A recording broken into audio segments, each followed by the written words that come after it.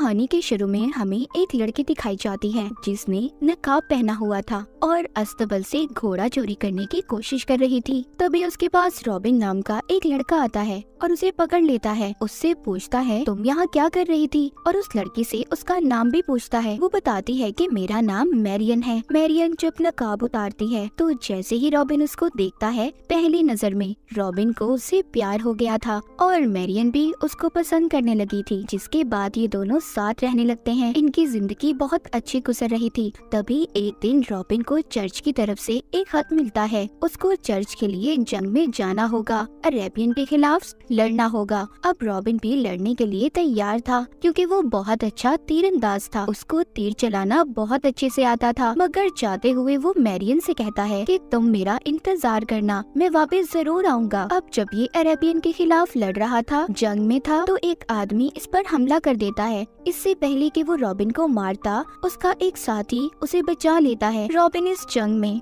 2 साल तक लड़ता रहा। उन्होंने किले को फतह कर लिया था। पर जंग के बाद रॉबिन का जो कमांडर था, अपना जाने अपने ही लोगों को मार रहा था। जब एक बच्चे को यहाँ पर मारने के लिए लाया जाता है तो इधर उस बच्चे के डैड भी थे। वो कहते हैं मेरे बेटे को छोड़ दो, मैं तुम्हें सब बताने के लिए तैयार हूँ। पर कमांडर कुछ नहीं सुनता। वो उस आदमी के बेटे को मारने की कोशिश करता है, पर रॉबिन से ये सब नहीं देखा जा रहा था, इसीलिए वो कमांडर पर हमला कर देता है। लेकिन कमांडर ने उस बच्चे को मार दिया था। रॉबिन को भी उधर पकड़ लिया जाता है और एक तीर से उस पर हमला भी किया जाता है, जिससे रॉबिन बहुत ज्यादा जख्मी हो गया था। फिर इसके बाद हम देखते हैं रॉबिन को अब उसके घर भेज दिया गया था। जंग लड़ने के बाद रॉबिन जब अपने घर वापस आता है तो देखता है उसका घर खंडर में बदल गया था। वो दरअसल यहाँ पर मैरियन को ढूंढने आया था, जिसको वो यहाँ 2 साल पहले छोड़ कर गया था और उससे वादा कर गया था कि वो वापस जरूर आएगा। फिर वो चर्च के फादर के पास जाता है जो उसका दोस्त था। फादर बताता है कि हमें यहाँ पर खबर मिली थी कि तुम जंग में मर चुके हो, तो यहाँ के शेरिफ ने तुम्हारे घर को खाली करवा दिया और मैरियन को घर से बाहर निकाल दिया और अब वो इस शहर से बाहर रहती है जहाँ पर कोयले की कान है। रॉबिन अब उस शहर में पहुँच गया था जहाँ पर वो जाते ही अपने सामने मैरियन को देखता है। इससे पहले ये उसके पास जाता तो मैरियन के पास एक आदमी खड़ा था जिससे मैरियन बहुत ही मुस्कुराकर बातें कर रही थी। इसको समझ आ चुकी थी कि जब मैरियन ने इसकी मौत की खबर सुनी होगी तो जिसके बाद मैरियन ने शादी कर ली। ये सोचकर रॉबिन उसके पास नहीं जाता। रॉबिन को अब नहीं पता था कि उसे अब क्या करना है। जब ये बाहर जाने लगता है तो इसके सामने एक आदमी आता है जो इसका रास्ता रोक रहा था।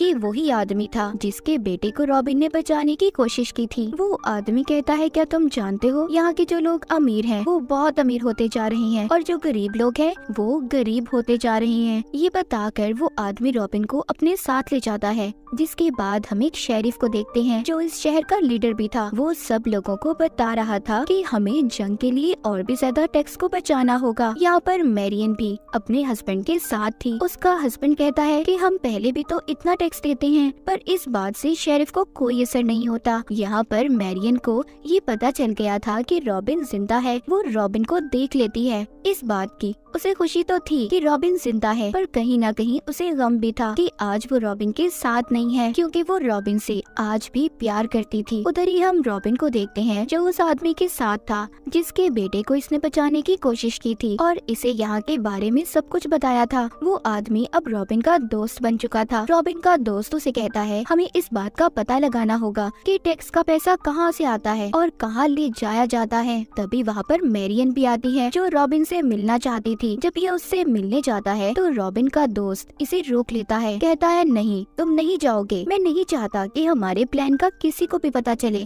क्योंकि वो चाहता था कि रॉबिन अपनी पुरानी जिंदगी में वापस न जाए और यहाँ लोगों की मदद करे। ये अब उसको और भी ज्यादा अच्छा तेज चलाना सिखाता है। रॉबिन का निशाना बहुत अच्छा था। इनका ये प्लान था कि वो सरकारी खजाने को लूट लेंगे, उसे चोरी कर लेंगे। अब ये उस जगह पर जाता है जहाँ पर सारा खजाना टैक्स का पैसा रखा जाता था। ये वहाँ पर सभी सिपाहियों को अपने तीर के निशाने से हमला करके मार देता है और फिर उस जगह जाता है जहाँ पर सभी लोग टैक्स दे रहे थे। ये वहाँ पर सबसे ज्यादा टैक्स देता है। ऐसा इसने इसलिए किया था ताकि ये यहाँ पर शेरिफ और लोगों का भरोसा जीत सके, और होता भी ऐसा ही है। शेरिफ जब ये देखता है तो वो रॉबिन से काफी इम्प्रेस हो गया था। जब ये यहाँ से जा रहा था तभी इसके सामने मैरियन आ गई थी। ये उससे कहता है, देखो हमारे दरमियान जो भी था सब कुछ खत्म हो चुका है। इतना कहकर इसका दोस्त इसे बुला लेता है। रॉबिन अब वहाँ से जा चुका था। ये अब और भी ज्यादा खजाना लूटता है और एक बैग को मैरियन के घर के बाहर भी रख देता है, क्योंकि वो जानता था कि मैरियन को भी पैसों की जरूरत थी। दूसरी तरफ हमें दिखाया जाता है कि शेरिफ का एक आदमी उसके पास आता है और उसे बताता है कि सरकारी खजाने को कोई चोरी कर रहा है। शेरिफ ये सुनकर काफी परेशान हो गया था। वो उस आदमी से कहता है कि ज्यादा सिपाहियों को खजाने की पहरेदारी पर लगा दो, ताकि अब दोबारा खजाना चोरी ना हो सके। वो आदमी अब जाकर मैरियन को भी बताता है कि सरकारी खजाना चोरी हो रहा है। मैरियन उससे कहती है कि जो भी खजाने को चोरी कर रहा है वो गरीब लोगों की मदद करना चाहता है, और हमें क्या है, और मैं तो यही चाहती हूँ कि वो और ज्यादा खजाने को चोरी करे। रॉबिन भी यहीं पर छुपकर मैरियन की बातों को सुन रहा था, जिसके बाद रॉबिन दोबारा से खजाना चोरी करता है और अब तो खजाने को गरीब लोगों में भी बांटने लगा था। रॉबिन की तीरंदाजी बहुत अच्छी थी। वो निशाने लगाने में माहिर था। लोग अब उसको अपना हीरो मानने लगे थे और उसका नाम उन्होंने रॉबिन हुड रखा था। शेरिफ इन सब बातों से परेशान हो चुका था, इसीलिए वो एक मीटिंग रखता है और उसमें रॉबिन को भी बुलाता है। शेरिफ बेचारे को तो पता ही नहीं था कि जिस पर वो भरोसा कर रहा था असल में उसका खजाना तो वही हीरो चुरा रहा था। मीटिंग में शेरिफ रॉबिन को बताता है कि अब हम किसी भी हालत में चोर को लाश में पकड़ेंगे। जब रॉबिन ये सुनता है तो वो अपने दोस्त के पास जाता है और उसे कहता है कि जल्दी हमें सारा खजाना लूटना होगा। जब सारे खजाने को एक घोड़ा गाड़ी में लाया जा रहा था तभी उधर उसके सामने जानबूझकर रॉबिन का दोस्त आ जाता है और रॉबिन मौका देखकर उसके नीचे लटक गया था जहाँ पर ये लोग खजाने को ले जा रहे थे। तभी उधर एक आदमी ने रॉबिन को देख लिया था।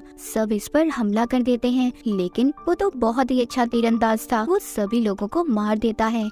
रॉबिन ने नकाब पहना हुआ था, इसीलिए उसे कोई भी नहीं पहचान पाता। जाते हुए एक तीर रॉबिन के पैर में भी लग गया था, पर किसी तरह से ये यहाँ से निकल जाता है। इस तरह रॉबिन की जान बच गई थी। अब रॉबिन और उसके दोस्त को ये पता चलता है कि चर्च का हेड आ रहा है, जिससे ये काफी खुश होते हैं क्योंकि ये चाहते थे कि यहाँ पर आए। शेरिफ चर्च के हेड के लिए बहुत बड़ी पार्टी भी रखता है। इस पार्टी में रॉबिन का दोस्त भी आया था, जो यहाँ से चाबियां चुराकर मैरियन को दे देता है। दरअसल ये उस जगह की चाबियां थी जहाँ पर खुफिया कागज रखे हुए थे। मैरियन वहाँ जाकर उन कागजों को ले लेती है। दूसरी तरफ जब चर्च का हेड और शेरिफ बातें कर रहे थे तभी इनके पास रॉबिन आता है, जो अपने साथ अपने दोस्त फादर को लाया था और कहता है कि इस आदमी ने आपके एक आदमी से चाबी चुराई है। ये सुनकर शेरिफ उसको मारने वाला था, पर रॉबिन कहता है नहीं नहीं, आप इसे मारिए मत, बल्कि चर्च से इसे निकाल दें। ये इसके लिए बहुत बड़ी सजा होगी। शेरिफ भी उसकी बात मानकर फादर को चर्च से निकाल देता है। ये दरअसल रॉबिन का प्लान ही था कि ये दोनों उस पर भरोसा करें, और होता भी ऐसा ही है कि दोनों अब रॉबिन के सामने ही बातें करने लगते हैं। रॉबिन को पता चलता है कि ये इंग्लैंड के राजा को मारकर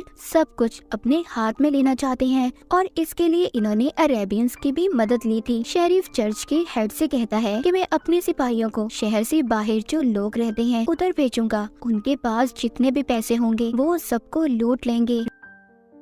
रात को शेरिफ अपने सभी सिपाहियों को भेज देता है। उधर दूसरी तरफ दिखाया जाता है मैरियन ने जो खुफिया कागज चुराए थे उनको उसका हस्बैंड देख रहा था, जिससे उन्हें पता चलता है कि शेरिफ और चर्च का हेड दोनों मिलकर इंग्लैंड के राजा को मारना चाहते हैं। मैरियन कहती है ये सब गलत है, हमें सबको बताना होगा, पर मैरियन का हस्बैंड कहता है हमें इस बात से क्या लेना देना। दरअसल इसका हस्बैंड भी शेरिफ की जगह लेना चाहता था, यानी कि वो खुद शेरिफ बनना चाहता था। इसीलिए मैरियन की अपने हस्बैंड के साथ लड़ाई हो जाती है। शहर में शेरिफ के सिपाही पहुंच गए थे जो लोगों से लूट मार कर रहे थे। यहाँ पर मैरियन जब इन्हें रोकती है तो उसे भी ये पकड़ लेते हैं। यहीं पर रॉबिन और उसका दोस्त भी आ गए थे, उन्होंने मैरियन को बचा लिया था। जब मैरियन रॉबिन के साथ होती है तो ये उसे पहचान लेती है। जब ये रॉबिन का नकाब हटाती है तो इसे पता चल चुका था कि ये तो रॉबिन है। यहाँ पर सिपाही इनकी घोड़ा गाड़ी पर भी हमला कर देते हैं और इन्हें घेर लेते हैं। रॉबिन का दोस्त उससे कहता है कि तुम मैरियन को लेकर जाओ, मैं इनको रोकता हूँ,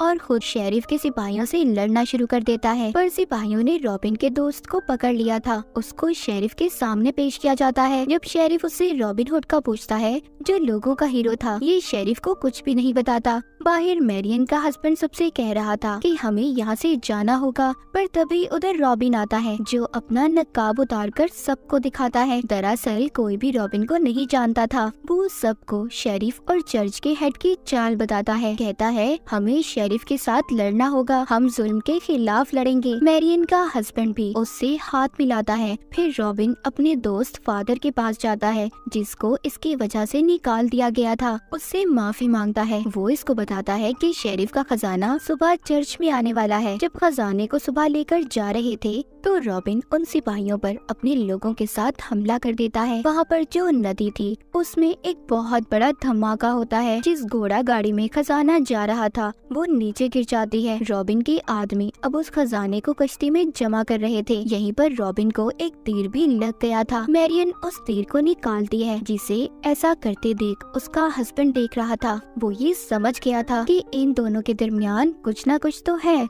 इससे पहले ये कुछ कहता तभी एक आदमी इस पर हमला कर देता है और अब रॉबिन हुड अपने लोगों से कहता है कि खजाने को पाने के रास्ते तुम जंगल में ले जाओ। इसके बाद मैरियन अपने हस्बैंड के पास आती है पर वो उससे नाराज था, उसको जाने का कहता है। उधर रॉबिन देखता है कि शेरिफ के सिपाही उसके लोगों को मार रहे हैं, इसीलिए वो अपना नकाब हटाकर सबके सामने आ गया था। तभी शेरिफ के सिपाही उसे पकड़कर शेरिफ के पास ले गए थे। शेरिफ उसे देखकर बहुत गुस्से में आ गया था क्योंकि रॉबिन ने उसे धोखा दिया था। ये उसे मारने लगता है पर यहाँ पर शेरिफ के जो सिपाही थे उनमें से एक शेरिफ पर हमला कर देता है क्योंकि ये रॉबिन का दोस्त था जिसने सिपाहियों वाले कपड़े पहने हुए थे। वो आजाद हो चुका था। ये दोनों शेरिफ पर हमला करके उसे मार देते हैं और यहाँ से बाहर निकल जाते हैं। रॉबिन के लोगों के पास अब खजाना था। वहीं पर हमें मैरियन के हस्बैंड को भी दिखाया जाता है जो कि शेरिफ बनना चाहता था। चर्च के हेड ने उसे शेरिफ बना दिया था। वो सब लोगों को जमा करके रॉबिन का पोस्टर दिखाता है। कहता है कि ये हमारा दुश्मन है। असल में वो लोगों को रॉबिन के खिलाफ भड़का रहा था। दूर खड़ा रॉबिन भी ये सब देख रहा था और तीर चलाकर अपने पोस्टर पर जो मैरियन के हस्बैंड ने पकड़ा हुआ था वो दीवार पर जाकर लगता है। इसका मतलब ये था कि रॉबिन हुड ने उसके चैलेंज को मान लिया था और वो ये था कि वो रॉबिन हुड को पकड़ कर दिखाए। रॉबिन और उसके लोगों ने शेरिफ और चर्च के हेड का प्लान फेल तो कर दिया था पर रॉबिन जानता था कि ऐसा दोबारा फिर होगा, मगर रॉबिन इन सब चीजों के लिए पहले ही तैयार था। और इसी के साथ रॉबिन हुड की ये कहानी यहीं पर खत्म हो जाती है।